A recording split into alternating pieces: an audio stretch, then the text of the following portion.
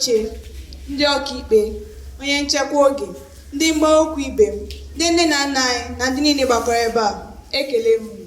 Aha m bụ Nwaada Ogechukwu. Abịa m ikwu ihe mere ndị ịgba mbọ ji ka mma karịa ndị Icho Oruebube. Na mbụ, gịnị bụ ịgba mbọ na Oruebube? Ịgba mbọ bụ ịrụsi ọrụ ike na-eji akọ na uche emepụta ihe.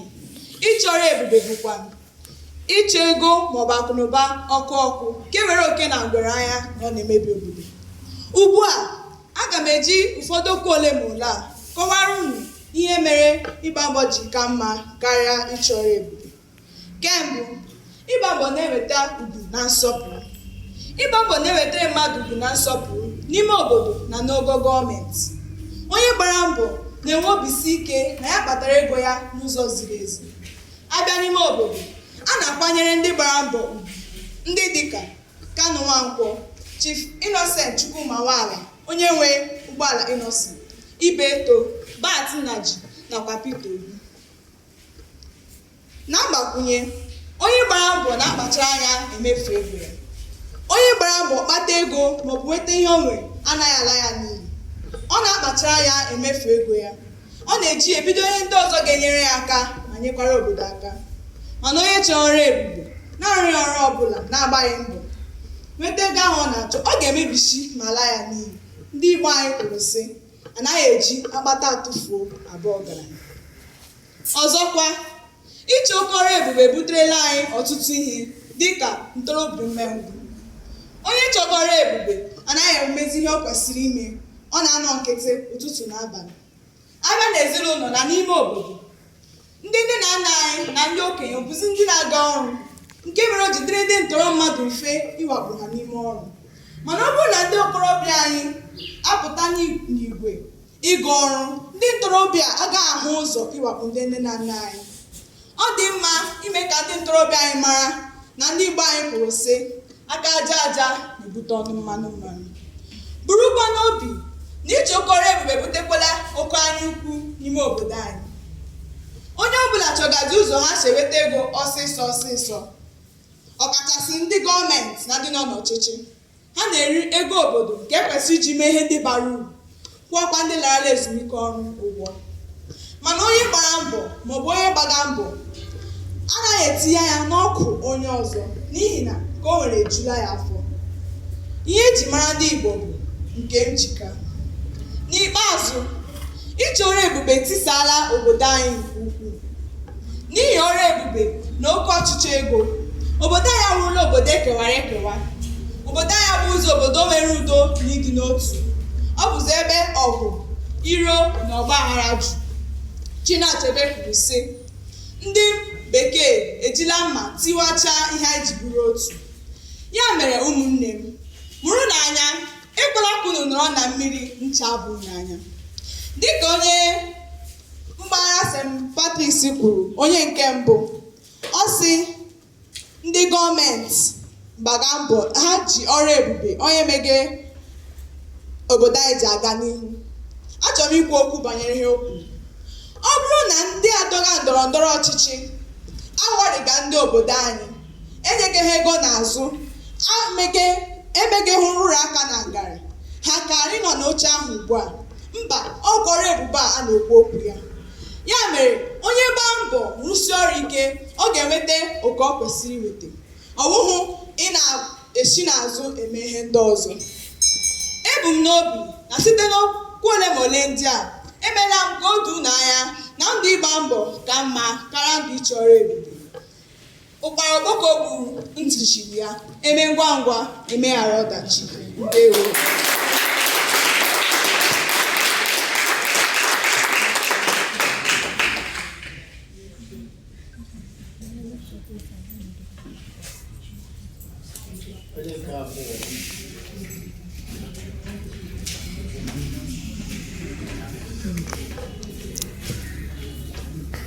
Ndewonu ndị ụkọchukwu, ndị ọkaikpe, onye nhazi oge, ụmụ okorobịa, ụmụ agbọghọbịa na mmadụ niile n'ebe a. Aha m bụ Nwaada Chinwemeri, esi m na mpaghara St Patrick.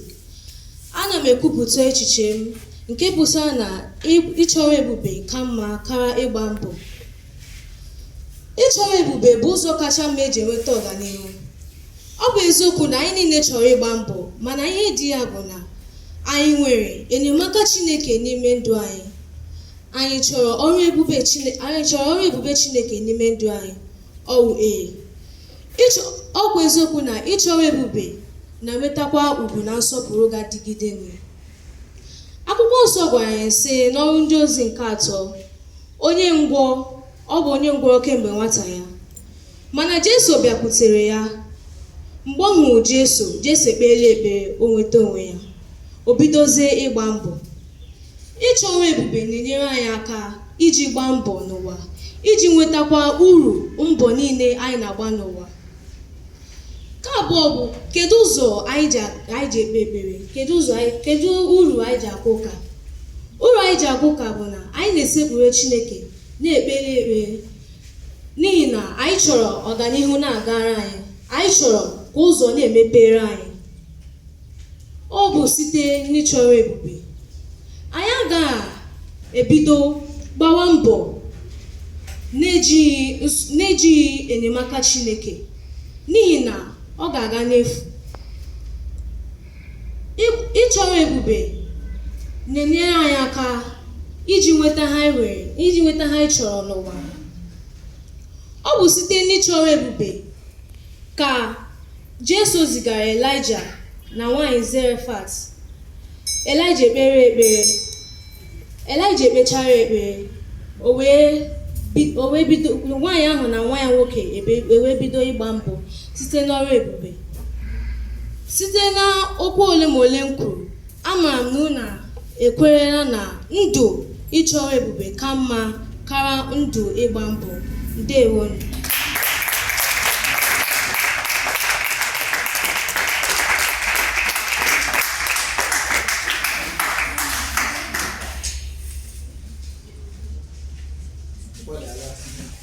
Onye nke abụọ na-anọchite anya Holy Trinity Awaka.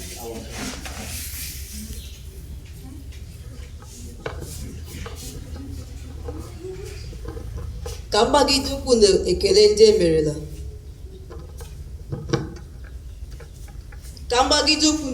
emerela. Aha m bụ Nwada Onyinyechi Egwujọ. N'ịgbapụ na-enye ihe onye otu m kwuru, ịgba mbọ na-eweta nnwere onwe. Abịa n'akwụkwọ Ọlụda Equiano dere nke a na-akpọ The Interesting Narrative.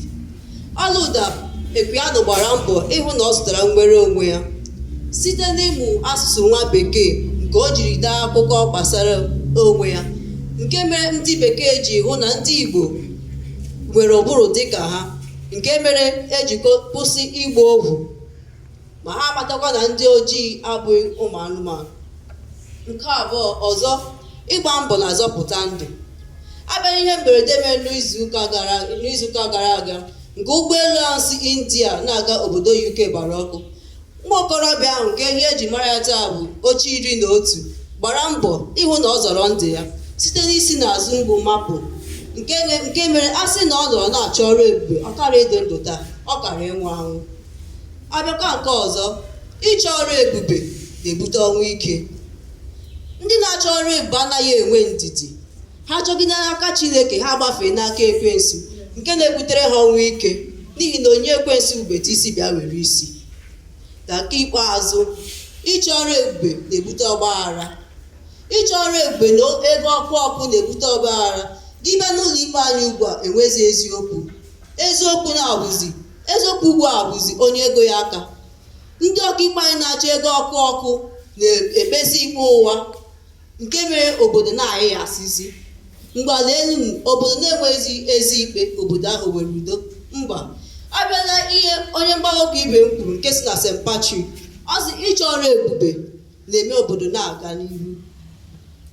Gị agbaghị mbọ, kedu nke ọrụ ebube ga-esi nabata? Ọ bụ site n'ịgba mbọ gị nke ị ga-esi na-achọzi ọrụ ebube n'aka Chineke, n'ihi na ịrịọwa Chineke ka o nyere gị aka, ị ga-ayọ ka Chineke gozie aka ọrụ gị na mgbe ị na-agba. Ị gaghị anọ n'ofu ebe na-ayọ maka ọrụ ebube na-enweghị ihe ọbụla ị na-arụ. Eji m aka mee ka unu mara na ịgba mbọ ka mma karịa ịchọ ọrụ ebube. Ndewo.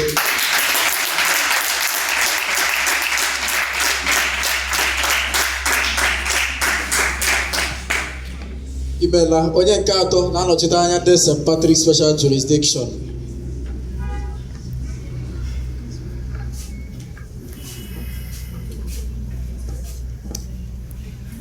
Ndewonu. Aha m bụ Christopher Ngerem. Esi m na mpaghara St Patrick. Anọ m na-ekwu na ịchọ ọrụ ebube kachasị mma na ihe niile karịa ịgba mbọ. N'usoro okwu nke m na-ekwu na onye na-agba mbọ na-enweghị amarachi nso ya nụ, o nweghị ihe onye ahụ na-eme. Onye ahụ ga-agbagide mbọ bụrụ onye gbara aka. Ịgba mbọ, ọ dị mma mmadụ ịgba mbọ, bọtụ ịgba mbọ hapụ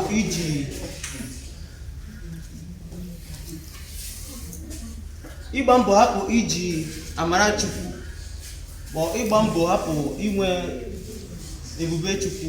Onye na-agba mbọ n'efu ka ọ na-agba. Biko, ihe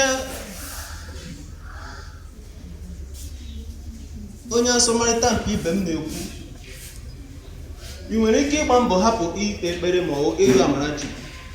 Ọ nwere onweghị ihe ị na-eme. Ihe ọ bụla ị na-eme ma Chukwu anọnyere gị n'efu ka ị na-eme. Ka m gwakwa gị eziokwu, ị ga na-agba mbọ na-eme ka ị nwee ike nweta ihe ị ga-eri, nwee ike iji ya aba uru. Ihe m na-achọ ka ị mara. Ịgba mbọ, ọ dị mma. Nwoke ga-agba mbọ ka o ji wụrụ mmadụ, mana ị ga na-agbakwa mbọ ka ihe kwuru ayọ Chukwu ama. Ị na-agba mbọ ka mba gị nwee ike bụrụ ihe ziri ezi, mana ị kwesịrị ịhapụnụ ama ihe amara Chukwu ka mmụrụtọ ga-esi wee guzo.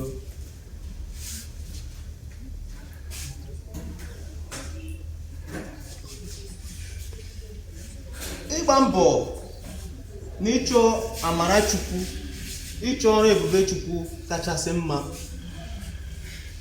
karịa ịgba mbọ. Ndewo.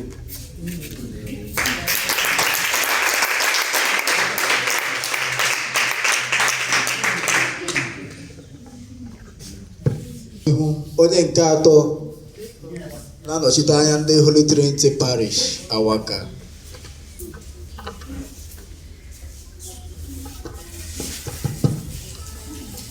Ka mgbagide ụkwụ na ekele ndị enyi. Aha m bụ Nwaokoro Kinsili Iro. N'ịgbakwunye na ihe ndị otu m kwuru, ndị Igbo abụghị ndị na-anọ ofu ebe na-achọ ọrụ ebube, kama ndị Igbo bụ ndị na-agbasi mbọ ike ma nweekwa ọgụgụ isi bụ ịgba. Ndị Igbo, ịgba mbọ ndị Igbo bụ ihe bidoro mgbe gboo, ọ bụghị ihe bidoro taa. Dịka anyị si nụ n'akụkọ nwanne anyị nwoke bụ Ọlụụda Ekwuyanụ, nke na-egosi na ndụ ndị Igbo gbakwasịrị ụkwụ n'ịgba mbọ.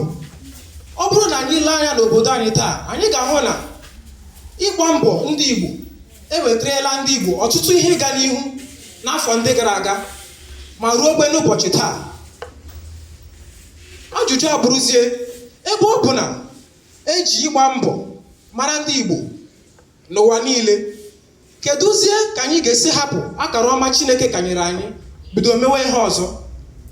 Ya bụ, ọ bụrụ na anyị hapụ ịgba mbọ dịka ndị Igbo chọwa sọsọ ọrụ ebube, ihe ọ pụtara bụ na anyị anaghịzi asọpụrụ Chineke.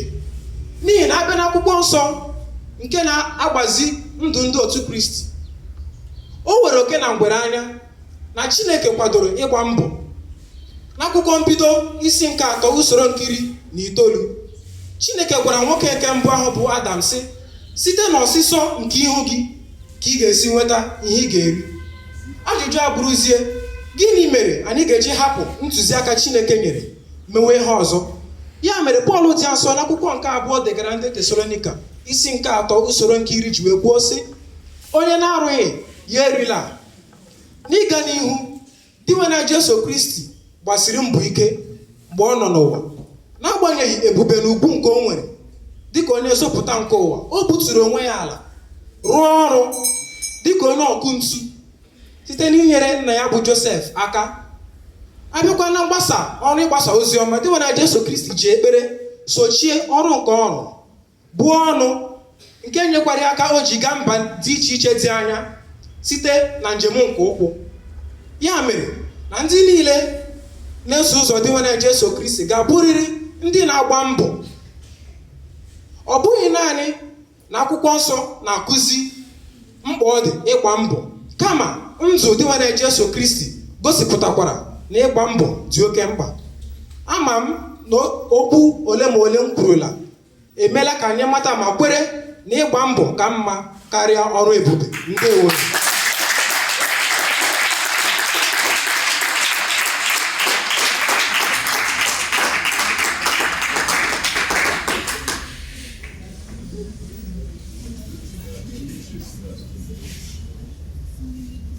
Dịka ha niile kwuchara, anyị ga-ejezi ha nkeji abụọ iji nwee ike chịkọta ihe niile ha kwuru ọnụ.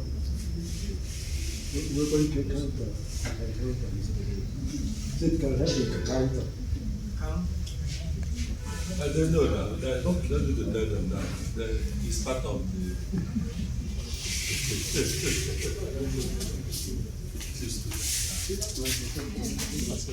Two minutes. Ndewo. Biko achọrọ m ịgbakwunye n'ihe ndị e kwuru n'ụbọchị nke taa. Ama m ọ dị ka ghọtabeghị ihe ọrụ ebube anyị na-ekwu maka ihe ọ pụtara. Ọrụ ebube bụ onyinye amara Chineke nyere anyị. Onyinye amara Chineke nyere anyị bụ ọwụ ibu ụzọ chọọ ihu Chineke tupu anyị achọwa ihe ọbụla anyị na-eme. Ọ ya bụ ọrụ ebube anyị na-ekwu maka ya. Ibu ụzọ chọọ ihu Chineke tupu anyị achọwa ihe niile. Ụfọdụ n'ime anyị ga na-agba mbọ mgbe ọbụla anyị na-agba mbọ site n'ụbọchị Mọnde ruo Satọde, anyị agba mbọ were ihe gbasara Chineke dowe n'azụ. Anyị were ihe gbasara Chineke dowe n'azụ, hapụ ịgba mbọ. Mana mgbe nsogbu dakwasịrị anyị echeta na anyị nwere Chineke, na enwere ọla ebube nọ n'ime ya. Ọ dị gị ka Chineke ọ ga-ahapụ onye ahụ na-abịakwute ya kemgbe? Ọ dị gị ka Chineke ọ ga-ahapụ onye ahụ na-abịa ya mgbe ọbụla onye ji ya mere isi iyi na isi njedebe? Ọ dị mma ibu ụzọ yọọ Chineke maka amara ya, n'ihi na ọwa amara Chineke ahụ ga-enyere anyị aka inye anyị amamihe kwesịrị anyị iji gbaa mbọ. Maka na anyị gbagide mbọ mana mbọ niile anyị gbara enweghị uru dị na ya. Mbọ niile anyị na-agba bụ n'efu. N'ihe niile anyị na-eme n'ụwa, ọ bụ ibu ụzọ yọọ amara Chineke. N'ihi na a na-asị ndụ nke mmụọ na-edu ndụ nke anụ ahụ. Ọ bụ ya na-enye anyị mgbamume na ike anyị ga-eji wee gbaa mbọ rụọ ọrụ, rụpụta ọrụ. N'ihi na ihe niile gbakwasara ụkwụ na gịnị na ịchọ ọrụ ebube Chineke. Site na mkpụrụ okwu ole ma ole m kwuru, ama m unu ekwerela ma kwenyekwa na ndụ ịchọ ọrụ ebube ka mma karịa ndụ ịgba mbọ. Ndewo unu.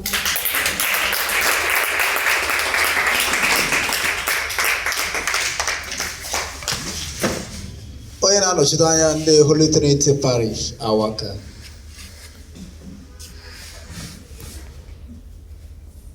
Ka m tinyekwa ọnụ ụfọdụ ihe ndị otu m kwuru. Unu anụla anụ, anyị ekwuchala ka ọnụ anyị, mana e nwere ihe m chere rụtụ aka gbasara ihe a anyị kwuru.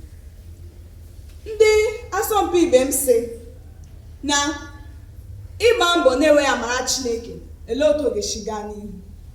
Akwụkwọ nsọ kwuru n'akwụkwọ James dị Asọ isi nke 2 usoro nke 17, okwukwe na-enweghị ọzọ ọrụ nwụrụ anwụ.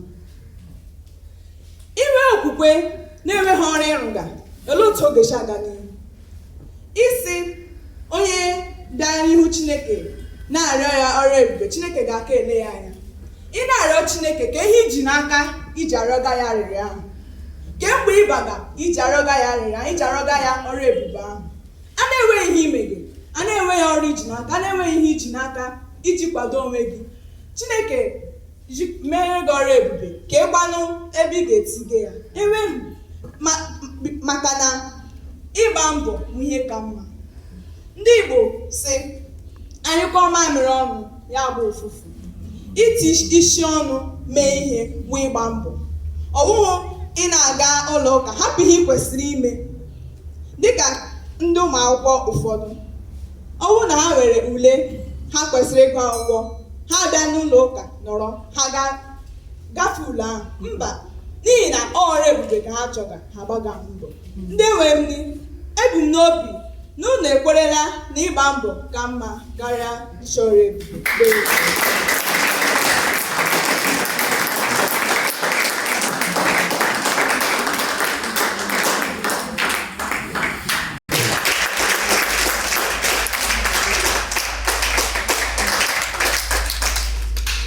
Echere m na anyị nụziri ihe ndị ha kwuru nke ọma, ndị na-akwalite ịgba mbọ na ndị na-akwalite ndụ ọrụ ebube. Ana m ekele ha niile, ha kwuru nke ọma, ha agbalịala nke ike ha ka anyị kwọrọ na ha aka ọzọ.